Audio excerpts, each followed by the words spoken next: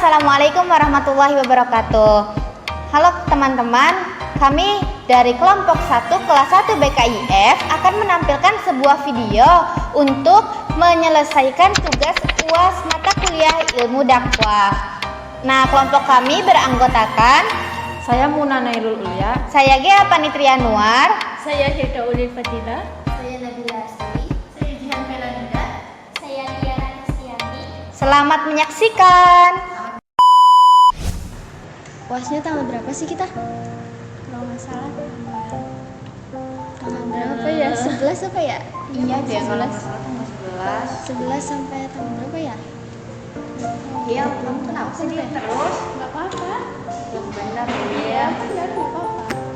Tapi Kamu nggak itu dari tadi diam terus ya, iya nggak sih? Iya. kenapa?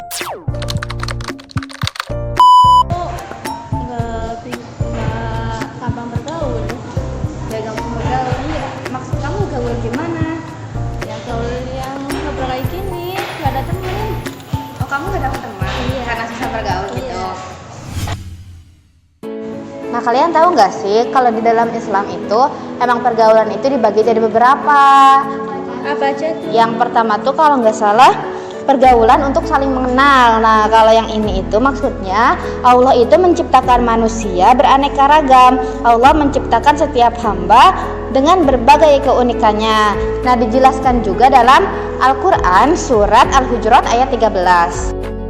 Ya, gimana sih cara kita tuh nggak terjerumus ke pergaulan bebas? Nah, biar kita nggak terjerumus ke pergaulan bebas tuh, kita tuh harus bisa selektif memilih teman. Terus kita harus mempunyai kegiatan-kegiatan positif, lalu mematuhi peraturan, mau itu peraturan sekolah, peraturan lembaga, peraturan masyarakat, atau peraturan dalam keluarga. Oke, apa sih penyebab aksi kenakalan remaja semakin banyak? Nah, kalau faktor kenakalan remaja tuh sebenarnya ada dua faktor, ada faktor internal sama eksternalnya.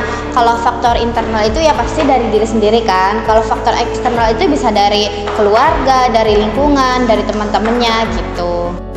Nah, selanjutnya ada juga nih pergaulan yang manfaatnya itu untuk menjaga silaturahmi dan perdamaian.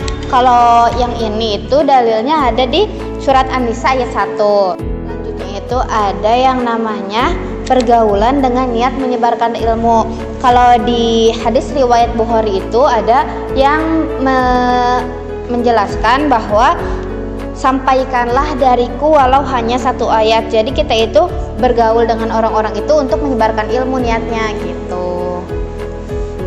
Kalau dalam Al-Qur'annya itu ada di Quran surat An-Nahl ayat 44. Bagaimana sih seorang bisa terjerumus pergaulan bebas? Nah, jadi kalau seseorang yang bisa terjerumus sampai ke pergaulan bebas itu tuh kontrol dirinya itu lemah. Nah, sehingga mudah tergiur sama bujukan-bujukan untuk melakukan hal yang tidak baik. Nah, kita itu harus menjaga diri dari pergaulan. Jadi kalau di surat An-Nur itu ayat 31 sampai 32 udah menjelaskan kalau misalkan kita itu sebagai umat muslim wajib menghindari segala sesuatu yang tidak sesuai syariat Islam. Nah, yang terakhir itu ada yang namanya pergaulan dengan tetap teguh pada syariat Islam. Jadi kan kita itu bebas kan milih teman asal tadi yang baik, yang ini. Nah, misalkan kita itu berteman sama seseorang yang beda agama. Jadi kalau contoh kehidupan sehari-hari itu misalkan mereka kan ngerayain Valentine, ngerayain Natal. Jadi kalau kita tetap teguh pada agama kita, jadi kita nggak boleh ikut merayakan. Kalau itu ada dalilnya di surat Asy-Syura ayat 15. Oke, bagaimana jika dalam pergaulan tidak ada etika? Kalau kita gaul tapi kita nggak punya etika itu biasanya kita tuh sulit diterima sama teman-teman, sama masyarakat. Itu pasti bakal sulit diterima karena kita nggak punya etika. Jadi tenang aja Hil, nggak usah mikirin yang enggak-enggak.